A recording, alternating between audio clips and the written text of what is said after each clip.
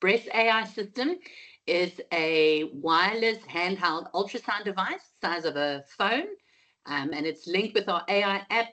It's an Android app, and it provides real-time imaging diagnosis, builds a report, and then it gives a referral for a patient. That's so cool. Okay, all right. Hi, everyone. My name is Jasmika Singh. I'm a Miss World South Africa finalist, and today I'm joined with Dr. Kat, who is an incredible, incredible woman. She is the CEO and founder of MedSol, which is developing an advanced AI tool to help breast cancer patients in rural areas to get access to incredible technology and early diagnosis of breast cancer. She is absolutely incredible. She has 15 years of experience in clinic, and she has experience in the fields of mammography, radiography, and clinical imaging.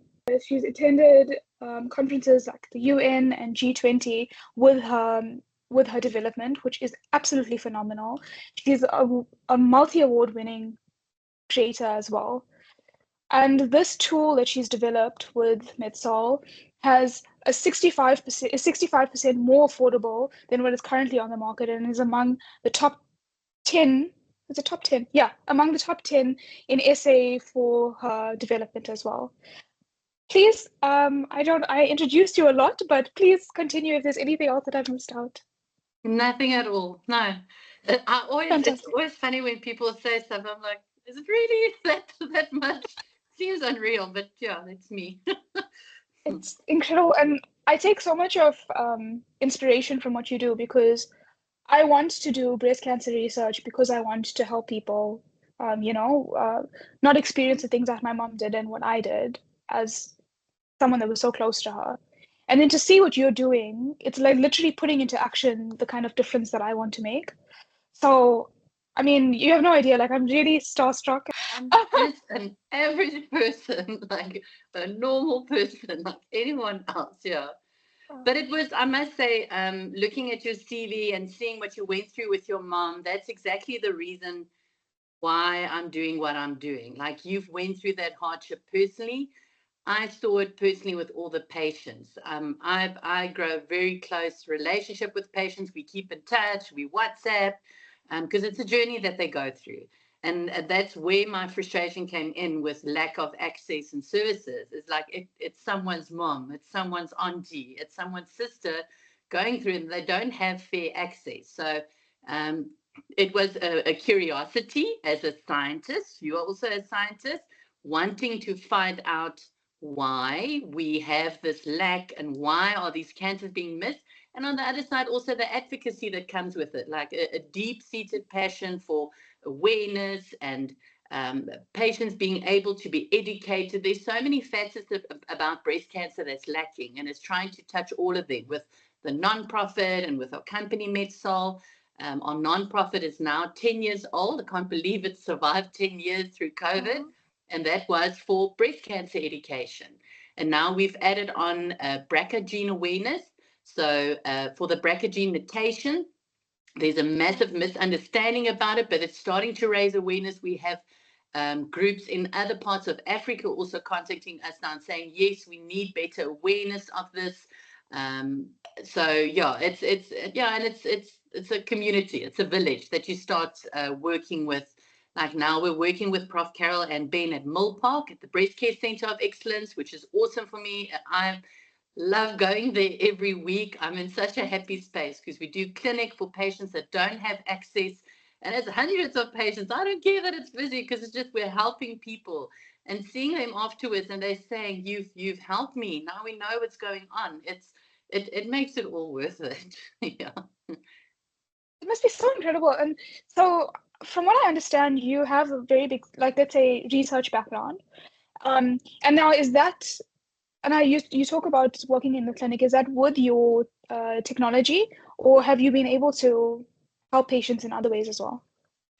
Yes, so as a radiographer and mammographer, so I specialize in breast imaging, but we're also putting the science behind it, and we're promoting more research about it, about the AI system, because the thing that gives it some like street cred out in the world is if it has research to support how it's being used. So we're getting collaborations globally, everywhere. Just this afternoon, we have a group in Nigeria that also wants to do research in their area.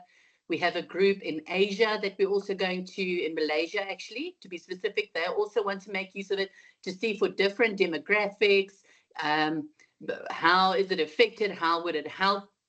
But actually, it's always interesting when people ask, but with the AI system, has it been tested on different ethnicities and stuff? And actually, on an ultrasound, they all look the same. A cancer looks like a cancer. It doesn't look different. It doesn't discern between skin color or the type of person that you are. It can happen with a person that's been living the perfect bill of health as opposed to the worst person like your frenemy. Like it has no preference. It can happen to anyone, and it looks exactly the same on imaging. It doesn't look differently. But they have discovered that in certain ethnicities, like the African population, more and more young patients are being diagnosed. I'm talking about 20-somethings, which is very young, and a lot of them. And they actually discovered it in genetics. There's specific genetic markers, the ones that are supposed to fight off infection or to promote an immune response is lacking. So the more and more they do research, they realize these things. But the massive reason for high incidence rates in specific ethnical groups, especially in our country, is lack of access. By the time they come for diagnosis, it's already advanced stage breast cancer, and it's twofold. They weren't educated. They don't know from their rural community what this is, what I should do. And then secondly, there's lack of access to local hospitals. Not all of them have the infrastructure. And it's very saddening then to see a patient 6 months after feeling a lump coming for imaging, and then you know that 6 months ago we could have saved their life, but now they're at the point it's so aggressive and so advanced that there isn't much that can be done. So it's quite a frustrating realization. That gave me goosebumps to think about. I mean, we talk about breast cancer awareness, we talk about how important it is, and you don't realize how, in that short space of time, how much of difference. And I know you were speaking in previous interviews about how, patients that were on wait lists for 3 years now finally just get access to this treatment, and it's like an instant thing. So actually, I would like to ask you about that. So if you could tell us more about your development, Invisi AI, and what's the difference between Invisio AI and Malusi AI, and how the product works. Okay, so it's the same thing. So the umbrella name is Breast AI. So it's Breast Cancer Detection AI. The one project we've launched with AstraZeneca is called the Malusi Project. So Malusi actually means shepherd. So it's like shepherding new hope, if I can put it like that. It was actually based on a rural village.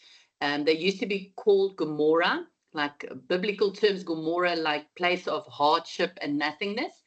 And since they've received assistance, they are now called Malusi Village. So that's where the name comes from. So with AstraZeneca, the A-Catalyst network, we are expanding it across the globe. So we are now currently in a few other different provinces in South Africa. We're also now in Zimbabwe, going to launch in Zambia, Kenya.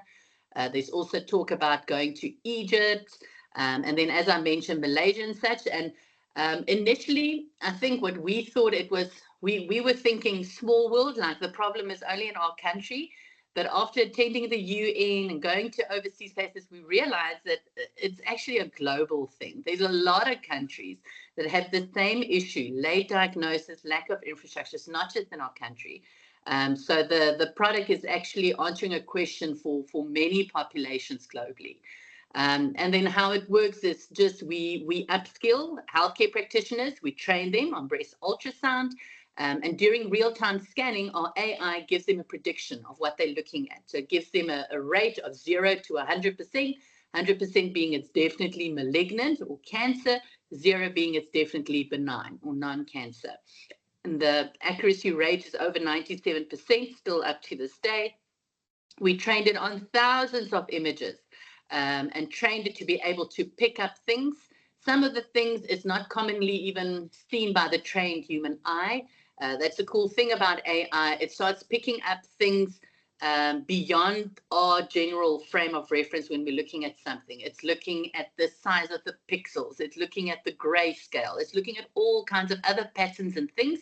and that's how it was able to have this accuracy.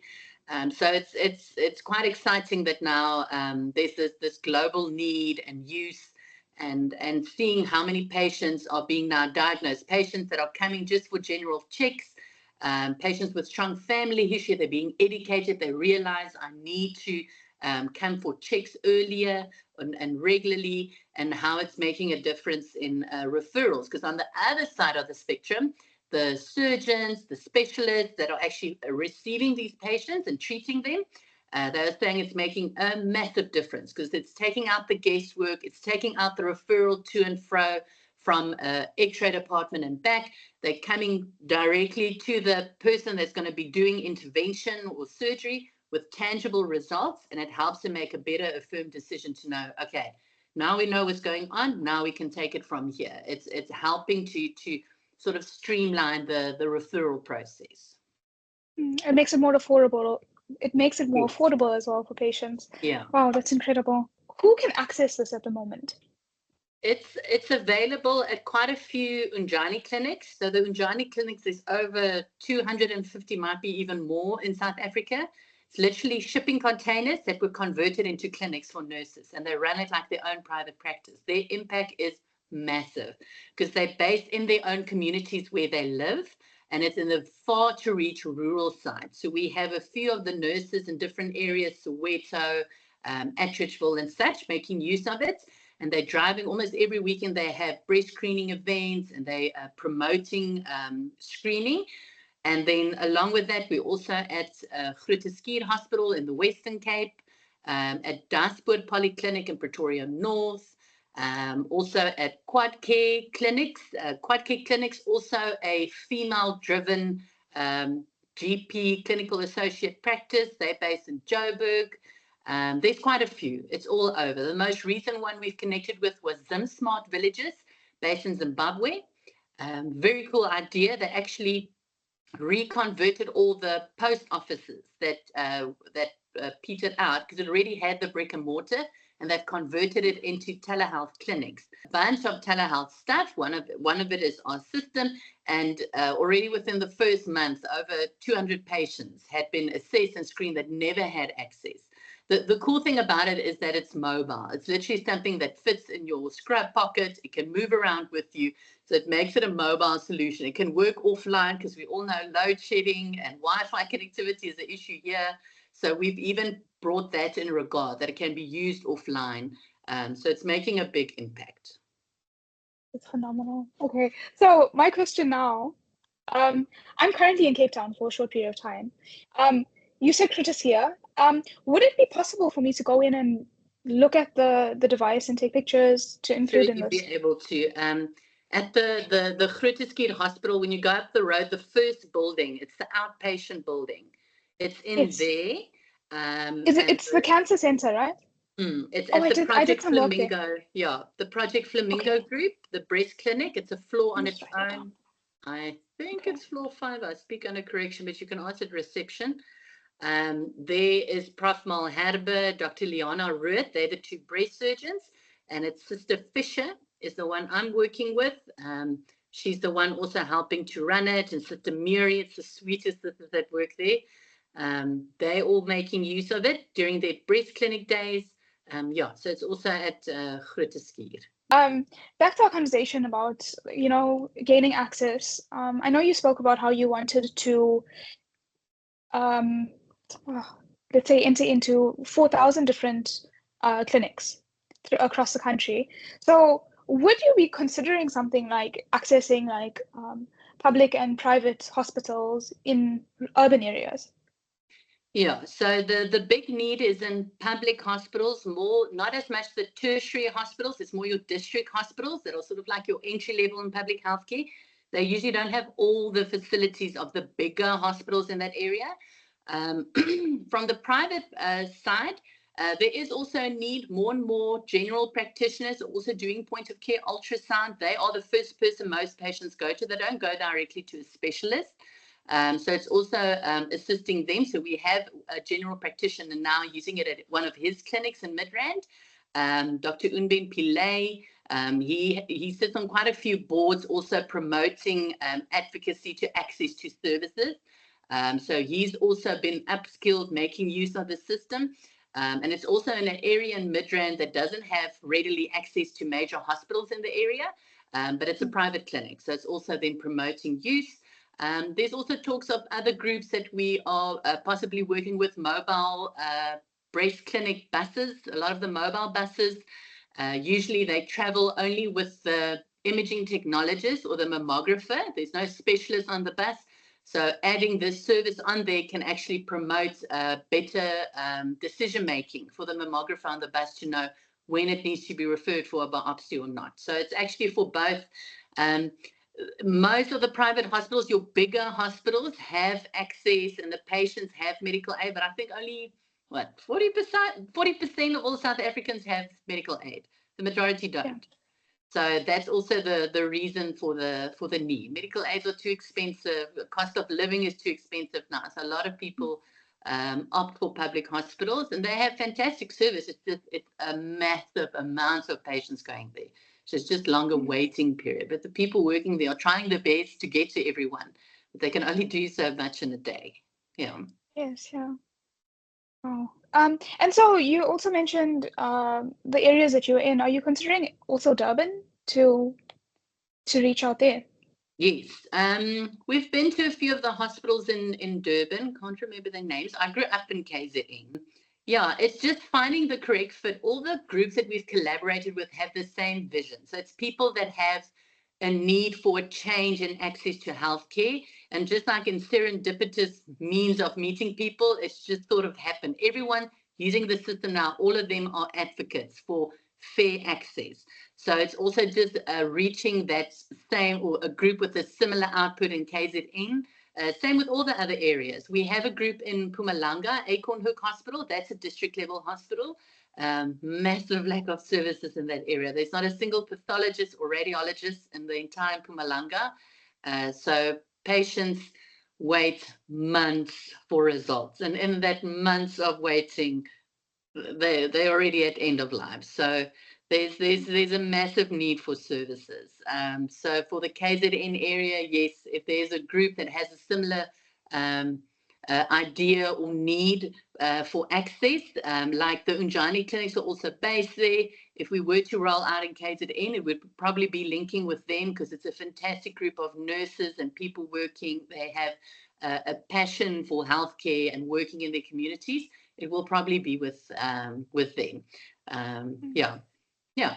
That's amazing. And just with what you're speaking about, I with my PhD, I've been in contact with I can't remember the name of it now, but there's a hospital in this area that they don't have access to an oncologist. They don't have access to any of these things. So technology like that would just, it's just making things so much easier for patients, especially those that can't afford. So I'm saying it a lot, but I'm really in awe of you and the things that you've done. So.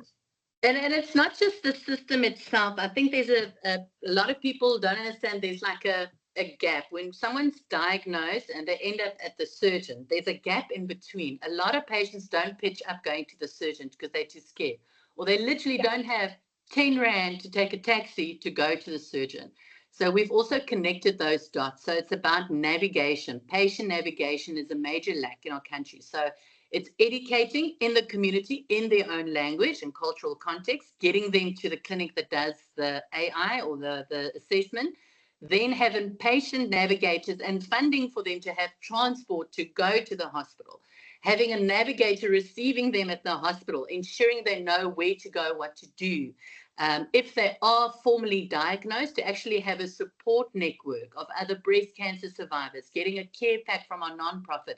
There's so many other little facets that go beyond the medical spectrum, and people tend to forget that. When someone is diagnosed, or someone working on the diagnostic side, they're like, all right, my job is done, you're diagnosed, off you go. That patient has no idea. They are not versed in what happens in the medical realm. They don't know what to expect. They need someone to be there for them, to tell them, right, this is what's going to happen. This is how we're going to go through this process, and you're going to be fine. You're going to be stronger through this. It's those little things that make a difference how a patient goes through it, because a lot of them go through it alone. A lot of them that are diagnosed end up being diagnosed, end up going through a divorce because it's too much pressure for a married couple. And there's a lot of pressure on them. And the big thing for anyone ever being diagnosed, the best advice I can give them is keep your friends and family close. Don't be one of those, I'm independent, I can go through this. You are not. You can be the strongest person you ever thought, but if there's one thing that's going to really test your strength, it's going through that. And having your support network there, people around you, people taking you to your visits, to your chemo sessions, little things like that make a difference. And also the mindset. I've seen it over the years, patients with a negative mindset that already start the treatment with like, oh, what is this going to do? They end up not having a good prognosis. But those that are positive, that make the decision, right, okay, it's not a great diagnosis, but I can get through this, they tend to have a better prognosis. So it's mindset and support network is very important for patients. Yeah.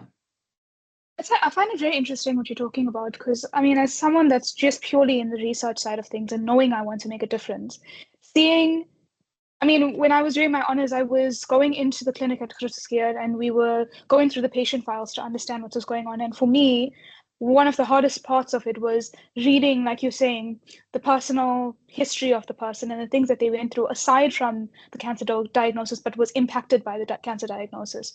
So seeing how you guys are bridging that gap and really hitting at each point it's really helpful and impactful. And it leads me to my next point of you saying that you're working with Breast Health Foundation, and I've recently started working with them as well. So I somewhat understand how much they're doing and where they come in this. But if you could tell us more about how you guys are working together for your combined goal, that would be really nice. Breast Health Foundation, the reason I started my nonprofit was meeting up with Louise Turner over 10 years ago and telling her, look, I'm starting to host little breast cancer tea events in my local community where I was working, and more people I'm seeing, they don't know what's an oncologist, they don't know what's chemo and all of that. And she said, but start a nonprofit. I remember my husband telling me, you're mad, it takes a lot of admin, and me being the person that sets her mind on something, I said, I am going to do it. And look at us now, 10 years later. So all of the nonprofits work together. We all work under the group, the Cancer Alliance, which is like the major alliance network for all nonprofit surgeons, specialists, everyone working in the field of breast cancer and promoting breast advocacy is under Cancer Alliance. So with Breast Health Foundation, the patients we see for pro bono cases, clinic days, and at Mill Park with Prof. Ben, the BHF ladies work with us. If you know, they're all breast cancer survivors that work. They usually end up being the navigators. We help with the imaging. They are the navigators. If anyone is diagnosed or there's a suspicion of diagnosis, they are even not consulted, they are counseling. They receive counseling from one of the ladies. It's a whole network of things in that specific center. No wonder it's called Breast Care Center of Excellence, because every facet is being taken care of. Interesting one, and a lot of people don't realize it. The scariest part for a breast cancer patient is a year later when they say you're in remission. I think a lot of people have a misperception that they think when the doctor tells the patient, right, you're in remission, I see you in a year, then they go on living their best life. That's the scariest part. Because that entire year or 6 months or year that they went through treatments, they were constantly being fretted about, and they had weekly check-ins and they had meds and that. And then after a year of being faffed out and everybody's worried about you, after a year, they say, okay, you can go back to your life. There's never going back to your old life. Your view on life changes. The way they see life after that changes. I remember a patient, she said, it's like me, very type A personality, very pedantic. I never leave dishes in the sink type of person. And she said she used to be that person. And after a year of going through treatment, she once saw the dishes in the sink and she realized that's not important. What's important is I want to spend time with my family. I can do that tomorrow. So your view on things change, your whole perception. A lot of patients go in a big dip of depression after diagnosis. Remember that the treatment they get, the chemo, besides the common things everyone knows, hair falls out and they feel sick, another thing is it also promotes depression, because those hormones that's being suppressed that feeds the cancer are also ones that are known as feel-good hormones, hormones that make you feel good about yourself. And it is often missed. And for the specialists, their part is done. They've helped to stop the cancer. Patient is doing well. So they are not really fixated on signs of depression. And I've met a lot of patients, when they talk to you, realize that this patient is going through almost like a PTSD, post-traumatic stress disorder, after going through this massive life-changing event. And it's also encouraging them to not be scared to talk about it, and to talk about that fears. So it's a lot of that. It's not just for the people being diagnosed, it's the family around them need to understand those things. When someone is told they're in remission, that's when they need support, because it's scary. Yeah. Yeah, it's making me a bit emotional to think about that side of things. I mean, my mum had gone into remission as well for 6 months, and then it came back, it had metastasized. But really thinking about what she would have really gone through, because seeing the development and seeing, really understanding what she would have gone through, and specifically because it was breast cancer. Thank you for sharing that. Yeah, it really reinforces why I'm doing what I'm doing, and thank you for that. Okay, so you mentioned your partnership with AstraZeneca and the government in terms of changing policies. Now, that's something that I'm very interested in and like really wanting to work with. So would you be able to tell us more about that, and what kind of policies you feel need to be changed? So that's where the different groups that we're working with, like Project Flamingo, people in government, AstraZeneca, all of them form part of the breast policy, the original writers or creators of the breast cancer policy in South Africa. And it's having them on board to use it, to see the proof. It's promoting research. We need like published articles to show that it works. There's proof in the pudding. And with that, to the point when the breast cancer policies advisor at the very least start writing white papers. The fact that we can see this change can actually then help government also see the difference, to say, but look, we can change the breast cancer policy. Currently, it's written that the first point of access or care for patients is only clinical breast examination, CBE. Not all breast cancers are felt. So it's to promote the use of something such as point of care ultrasound alongside the CBE, clinical breast examination, because them used together will help to pick up early cancers and then to be referred further for mammography or biopsy or such. So it's with all the research that we're doing now, trying to get as much research done and proof to show that the combined use of not just clinical breast examination, but also using something like point of care ultrasound, they refer to it as clinical downstaging. So making use of more entry level type of imaging services at base level can help pick up things better. So there's a quicker referral. But it will also be a long-term vision to see after 5 to 10 years of the system being used, to see how the prognosis of patients have changed. Those that were diagnosed initially, after 5 years, where are they now? So there's a lot of ways it has to be looked, but it won't happen overnight. It's a lengthy process to have a policy reframed and done.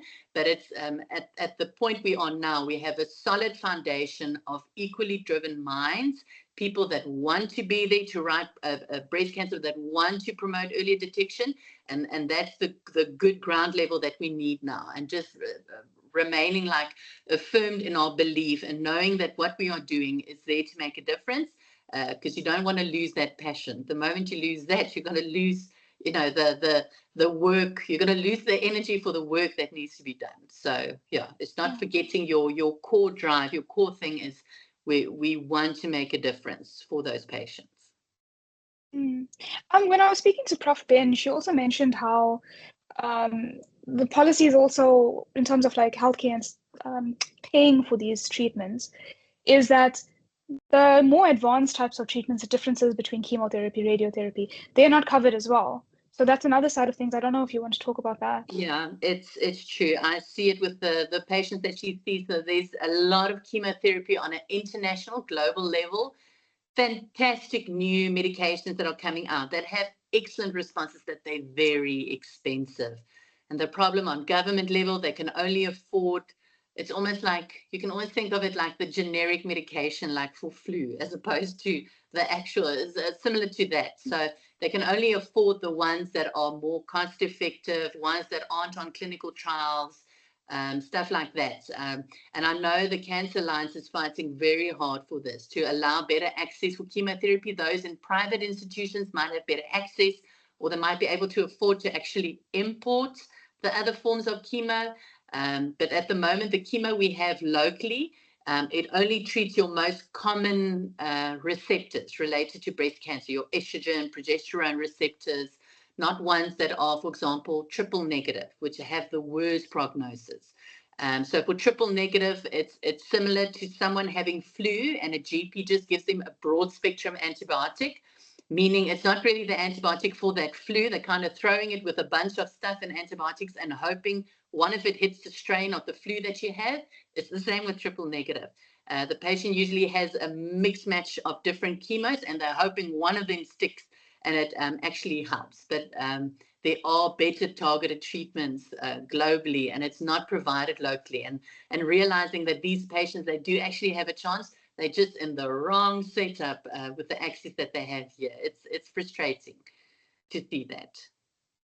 Oh, it is. My master's, I'm sorry for giving you information about myself. This is not about me, but when I did my master's thesis, I did it on triple negative breast cancer, and really the importance of having more access to more affordable treatments.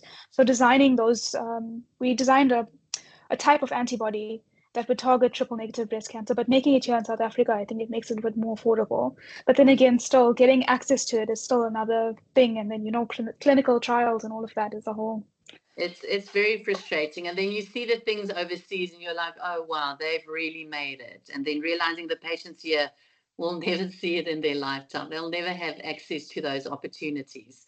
It's the same, very interesting overseas. I don't think it's yet promulgated in our country. They actually discovered a new type of breast cancer. Just when you think they've discovered all of them, there was a new one found in the past 3 years overseas. A lot of patients with breast implants were coming back with complications, ruptures and tears. And then when they started assessing the fluid, they realized it's a form of lymphoma. And it took years of promotion of advocacy groups in the state to actually have it recognized as a breast cancer, so that patients that go for the surgery, it isn't seen as reconstructive or cosmetic surgery for the implants, it's actually for cancer. It has a very long name, BIALCL, breast implant anaplastic large cell lymphoma. So it's due to the implants, a specific brand that had a very rough texture, was actually causing scuffing of the skin and irritation and causing like a lymphatic response, and it formed a form of lymphoma. But overseas, they managed to get it. I don't think, I'm not sure, I speak under correction, I don't think there has yet been that done in our country. Remember, we have a different healthcare system than internationally. I mean, we have a dual healthcare system, the public and private. Overseas, there's more of an NHI type vibe that they're using, so it changes the access to things. But stuff like that. So if we were to see a patient now with that and it's diagnosed, they'll probably have to still be seen as cosmetic surgery, and they won't be treated for lymphoma, for example. What do you think about NHI, by the way? On the one side, I think it makes sense, but you would think that everybody's worried and thinking, oh, NHI, it's such a first world thing. Ironically, people in Europe, people in other countries with NHI, do we know, they actually fly to South Africa for access to treatments and surgeries because it's more readily available. When you go through NHI, we are used to, if you saw your GP and you want to see like the specialist today, you will see the specialist. You can phone him on his phone and he'll say, sure, come to my rooms. With NHI, patients first see a clinical nurse, only 6 months later, a GP. And when they really think you're that sick, then they'll refer you to a specialist. So I think there's a misperception that people think it's going to give you better access. No, it just means the queue is going to be longer and you'll never be able to directly see the specialist. You'll be going through these levels of care. And that's what's happening in England and those. A lot of patients I've heard of have come for surgeries locally because they have better access. For example, giving birth. In our country, almost everyone has a cesarean by the specialist. Overseas, no one even sees the obstetrician. They see a midwife and they give natural birth. So if you have a complicated pregnancy and cesarean is actually prompted, they will first try natural birth to the point where you, with emergency care, with the ambulance, go to a hospital to see an obstetrician you've never seen in the whole time. So there's a misperception of NHI having fair, equitable. It means, and also, even though I think a lot of people look at private hospitals, private specialists, and they think, oh, they're making so much money and all of that. All of those specialists are going to be out of jobs. They're not going to have jobs anymore, because now it's going to be this pecking order, and they won't have regular access to patients. So there's a lot of things to consider about that. There's a misperception. Thank you for sharing that. That was very much a side question that I just had. Okay, so just back to this policy thing. As someone like me, I don't really have much to do about myself, but I do want to help in terms of making a difference with those policies. So what can someone like me, or even someone that, what can someone like me do to assist in these type of things? I think it's promoting breast cancer education in communities. I saw with my nonprofit initially, when we started with educational drives, we were only offering it in English, in the Pretoria areas in Afrikaans, and then I realized there aren't leaflets in all 11 languages of our country. Okay, well, now it's 12 languages in all 11 languages of our country. So I actually had students of mine, when I was still a lecturer at the university, help me translate it in all the different languages, which was actually so sweet, because a lot of the languages lesser known, like Xitsonga, Ndebele, the one or two students that speak the language, they were so proud to do the translation. A lot of them had to phone their moms and dads at home and like, what's that word again, and this and that, and it made them proud again of their language. And those leaflets made a big difference. And it was then to actually go to communities, and I think similar to other policies that are driven through community drives where petitions are set up, I think it would be to start a petition or recognizing the lack of education. Starting community drives and asking the patients, like, before and after being educated, did you know this? Did you not know this? Because that forms part of policy. It should be in a policy. Patients should be educated. Just like their right to education, they should have a right to breast cancer education and knowing what it is. I can't tell you how many ladies from very rural sites were shunned by their village when they were diagnosed with breast cancer, because their frame of reference is it's contagious, or it's bad juju or something. And it sounds so silly for us, but that's their world. That's what they grew up in. We that are on an educated side see it as silly, but you have to understand that's the only thing they know. So it's helping break cultural barriers and stigmas. There's a massive one in our country. Okay. So then in terms of those pamphlets, would you, I'm not sure if you saw in the document I sent, I'm having a breast cancer awareness tournament on Sunday. Would you be interested in providing some pamphlets for that? I'm happy to. I'm stocked up in all the languages. I think in Cape Town it's more Xhosa. Yeah. Xhosa, English, Afrikaans. Yeah, that'll be really nice. And then even a digital copy I can post on my socials. That'll be nice. No, we keep it in stock here, and I'll send you the booklets. So I made 2 booklets. Another thing that when patients are diagnosed, doctors tend to go very medical lingo on them, and then it just goes over their head. They don't go in layman's terms. So I wrote a book in layman's terms explaining what is cancer, what is chemo. So usually when a patient is diagnosed, I give them a care pack, and there's stuff like that in it. And the other booklet, again, that no one says to a patient is, how do I tell my 6-year-old? How do I tell my teenager? How do I tell my work colleagues I have breast cancer? Little keys of advice like that. So it's 2 booklets that we've written. We include that. Then we also include a good friend of mine. Of course, he lives in Alexandra, but he never says that. He says he lives on the other side of Sandton, which is not the case. He developed through Ikaisi Labs a product. His granny taught him how to use the aloes outside their village, and he mixed it with petroleum jelly, and it's a natural skin. But look, it really works for anything. It It's a skin treatment, natural skin barrier treatment. So it looks like a Vaseline tab. It's called Haliboma. That's what he calls it. Okay. And we usually send it also to patients that get radiation burn or skin dryness. They can use it on their skin. We include stuff like ginger tea, ginger lozenges. Ginger is a natural antiemetic. You don't have to pay a lot. You don't have to drink medication for it. You can just drink ginger tea.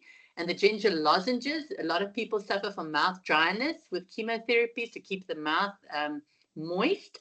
We also include another lady, also a young student. Her mother was diagnosed, but they lived 3 hours from Pretoria on a farm. So every day they had to drive 3 hours for chemotherapy. And she realized a thing with her mom, she had a port here, and when she put on her seatbelt, it was very uncomfortable because, I mean, it's just under the skin. So she developed a chemo port pillow. So it's a little pillow, and it slides onto you can put it on there. So we also support her. We support local businesses with the care pack. We have another group that have the most beautiful headgear that they can wear with hair loss, but it's pretty. It doesn't look medical, it looks pretty, like a cute little something. We include one of those. There's all those little things that we also include, a list of what to pack when you go for your mastectomy. No one tells you what to pack in, like pack in a button shirt, not a throw over your head shirt, because your arms are going to be too sore to pull over your head when you get dressed. There's all those little steps. So I'll send you one of the care packs so you can see what's in it. So a good thing to know for people out there with our nonprofit, if anyone is ever diagnosed, they can email us anytime on our website, the breastcancersupport.co.za, and they can just let us know, my so-and-so has been diagnosed, here's our address. We send packs for free. It's a nonprofit. We send it for free. It's couriered right to their door. It's a little something. It's not taking the diagnosis away, but it's just telling them, here's a support pack. It can just help you through this process. And also anyone that wants to volunteer or want to learn about breast cancer, there are free educational courses on our website that they can go through. Only takes a few minutes, has a short little questionnaire. When you complete it, you get a certificate. And those that are in areas that don't have educational campaigns, they can contact us. If they complete the courses, all of the courses that we have available, we can employ them as a volunteer through our nonprofit, and they can host educational events in their community. We have an awesome lady in the Eastern Cape area. She's hustling. She's like, every weekend she has to, like at the local church and the this and the that, she's promoting, and she's a social worker by trade. But now we've helped her with a little bit of funding as a volunteer, sending her resources to promote those drives. So it's, there's opportunities, and we're making it available. People are welcome to get in touch with us for that. Yeah. I got a little bit emotional there thinking about like the small things that no one thinks about, like you're talking about the patch with the seatbelt, and oh gosh. It changes your perception. And the scary thing is that for you it hits home. You've been through it. My other two directors of the nonprofit, they lost their mom at a very young age from breast cancer. They both tested for the BRCA gene mutation. One tested positive, one didn't. Both went for a mastectomy. Family thought they were crazy, but both of them said, we are mothers, we have children, I want to see them grow up. I'm not going to wait for this to happen. So it hits home. When you're, for me, it was a couple of years back. I had a brain tumor and it was removed. I had a craniotomy. You wouldn't have known because I'm totally fine after that. And it just changes the way when you're on the other side of things and you're on the receiving end. You're like, now, okay, I see now what it feels like, and the things that go through your head. My thing was, funnily enough, after being diagnosed, was thinking, if anything were to happen to me, our son was 3 back then, and the first thing I did was thinking, but who's going to make them their favorite pasta? Like, I'm the one that knows. The secret ingredient is love. It's not the basil pesto. That was the thought in my head. You don't realize the silly things. That was my biggest concern. Like, I cannot teach them this recipe, like the love that goes into it. That was my biggest concern. So it's funny, when you see it on the other side of things, it changes your perception. Yeah. Yeah. It's such a nice story. But I'm so glad that you're okay now, though. So there's like nothing else Nothing. now. No, I just have a very cool Okay. extra side part in here. Oh, okay. I Yeah. mean, it makes it easy to style your hair in the morning. Yeah. Okay, so my other question was, how can sponsors help to achieve MedSalt's goals? Do you guys need sponsors or? From MedSalt's side, it's any practitioners, healthcare practitioners that's hearing this and thinking, oh, we need this, we need access to get in contact with us to see how we can partner. From the nonprofit side, any nonprofit, we work on donations. It's either monetary or even products like the things I mentioned, the ginger tea, ginger lozenges, little products like that we include in the care packs. Also sponsorship to promote more volunteers in communities so we can actually provide them like income and promote like creation of jobs for people that didn't have it. We're empowering them with knowledge. It's things like that. So from the nonprofit side, it's grants and sponsorships to make the nonprofit go on another 10 years because it survived the first 10. And from MedSalt's side, it's for any other healthcare practitioners that want to look at partnerships, that want to also make a difference in other regions of South Africa, Africa and beyond. Just to get in touch with us on our website, they can keep in touch with us. Yeah. Okay. And then from my side, then how can I work with you to amplify the message that you're trying to put across? I think from the nonprofit side, it's just sharing the website links and saying that it's free volunteer courses. Anyone that wants to promote community events, we can help them with resources. Keeping in mind, October, Breast Cancer Awareness Month is around the corner. Usually a lot of corporate groups then promote Breast Cancer Awareness Days. If they need resources or a speaker to come, we also offer that as a service. It's just making people more aware that there's this availability, and also knowing that the local Ujani clinics and all the different sites that we are also offer the breast AI service, and it's at no cost to patients, which makes it a big difference. Yeah. Okay, fantastic. Okay, I will be definitely sharing about that. Okay. Sorry, earphone. Right. In terms of like now from the business side of things, I know there's going to be a lot of young people that are interested in this kind of work or something around it. And I speak a lot about motivation, following your goals, following your dreams and stuff like that. So just to go into a little bit about that. Firstly, what advice would you give to someone that is planning on doing a startup? I had an interview the other day, and I remember the lady asked me a similar question, and the answer I gave, she's like, "It doesn't make sense." I'm like, "Girl, it makes sense. Believe me, if you're in it." For startups, it's when it starts getting very tough, and you're doubting if this is the thing, you're on the right track. If you're really pushing yourself beyond your comfort zone, it means that you are almost reaching something that is there. And for any startup, it's finding that problem in whatever field it is, and having the absolute belief that your solution is the one that helps this problem. You need to really believe in your solution and really understand the problem that you're trying to solve. If you have that, you're set. Yeah. I always say you must believe so much in yourself that people think you're crazy.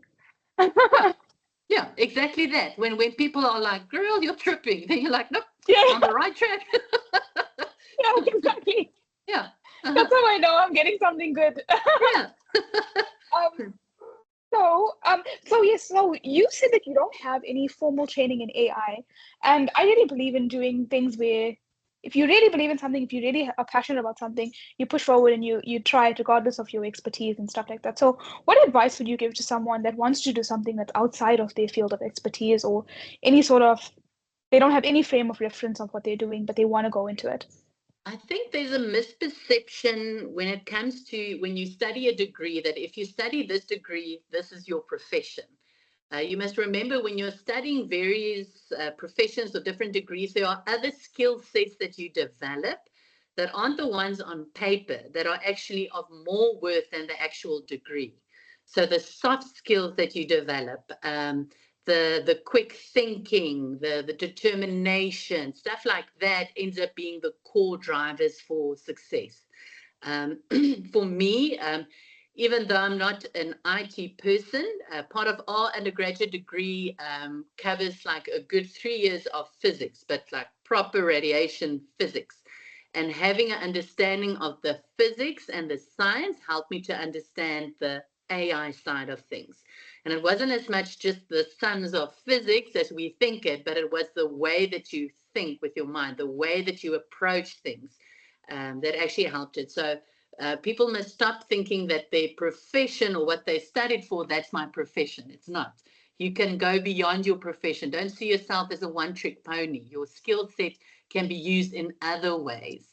I know all of my students that studied radiography, they're like, oh, but now I'm just a radiographer, I'm just going to be taking x-rays. I'm like, no.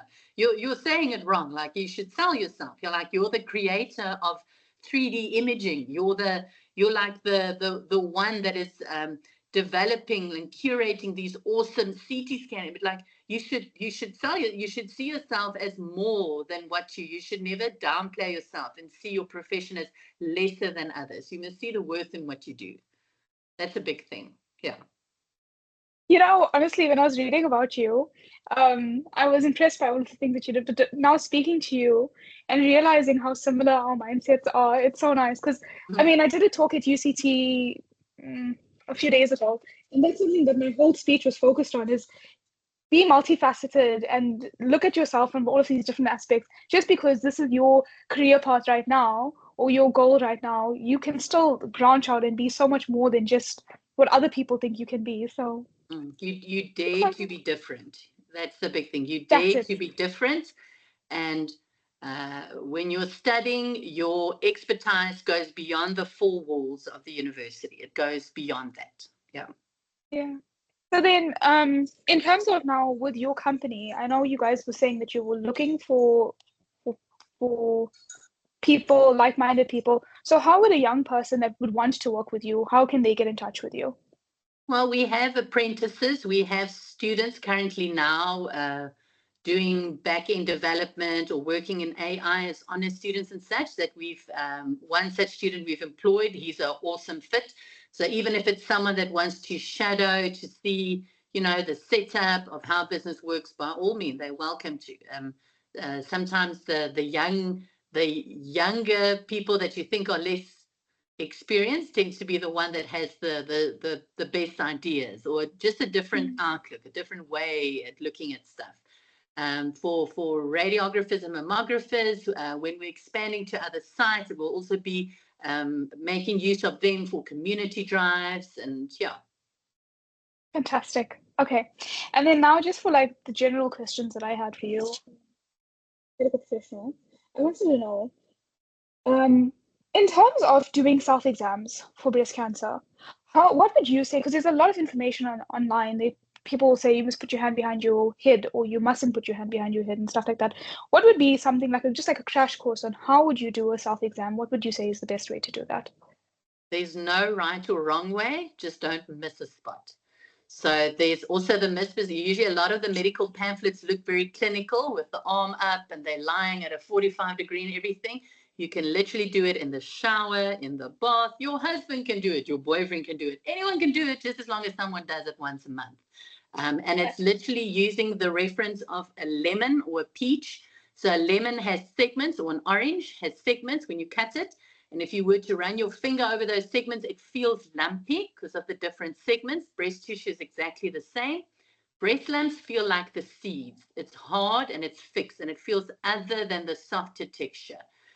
So we use the analogy of lemons or peaches or oranges. It's something everyone understands. Everyone has seen one of those.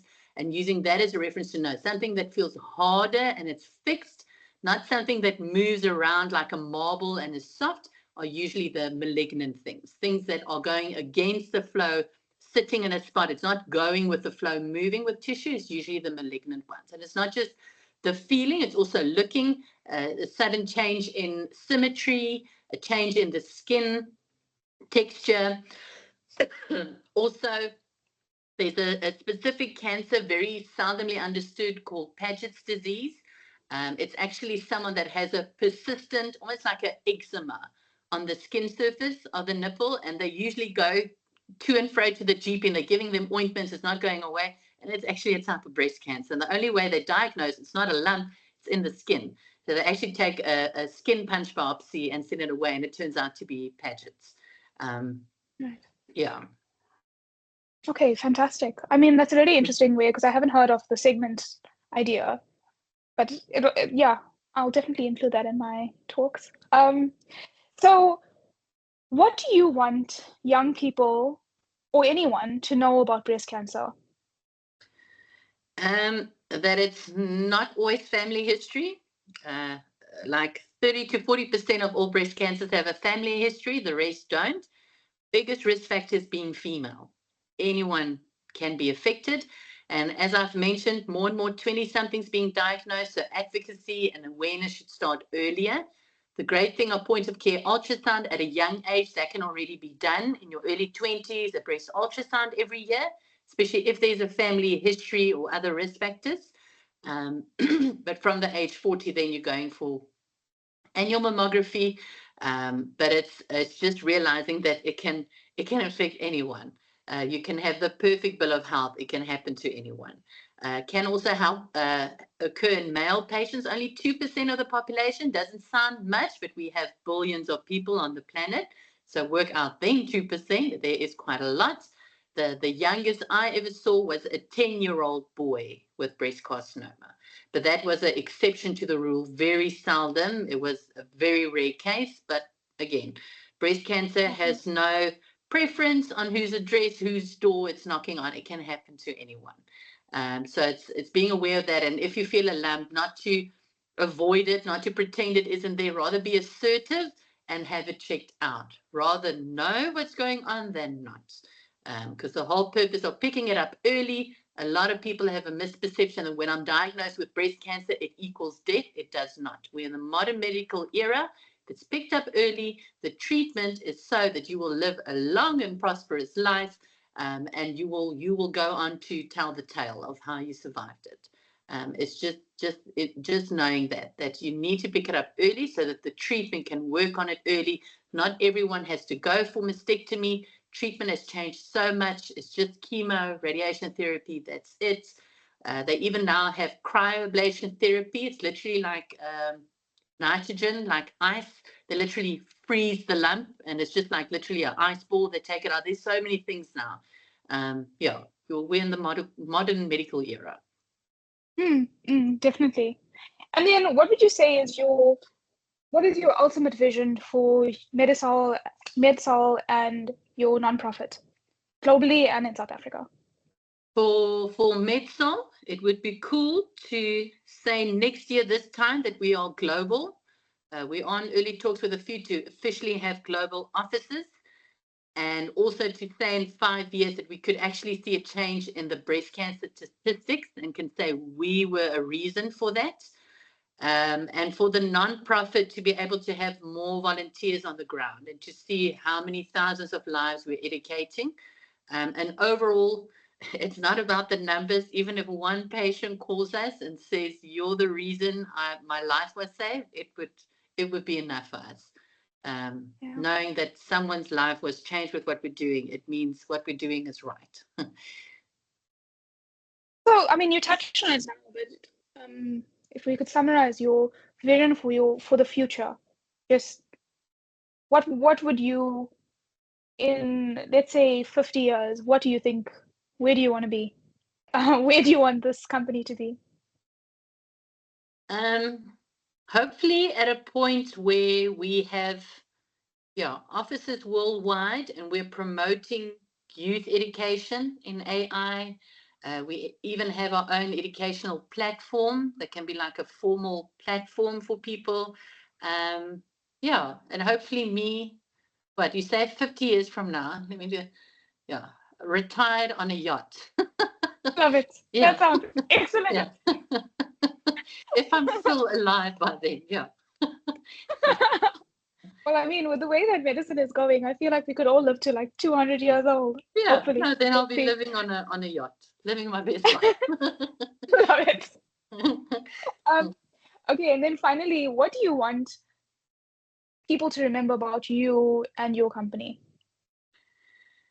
Just yeah, keep watch on our socials and all of that, and just read for us. We're a proudly South African company. We're being seen by the world, and yeah, just being part of that global vision that we can make a difference.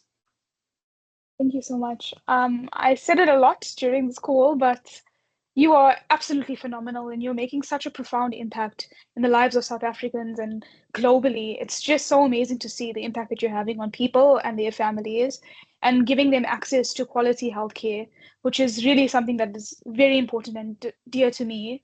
So it's lovely to have this conversation with you and really understand where things are going and how you've envisioned things. And so thank you so much for taking your time to speak to me. It's been amazing. It's a pleasure. Thank you. Yeah, Best of luck for you. thank you so much. And good luck with everything that you're doing. I think it's going to be amazing. And I'm waiting to see you on the Nobel Prize winning stages soon. That would be awesome. Yeah. Yeah. Okay. Thank you again. Thank you so much. This was great. Enjoy your Enjoy your day. day. Bye. Bye.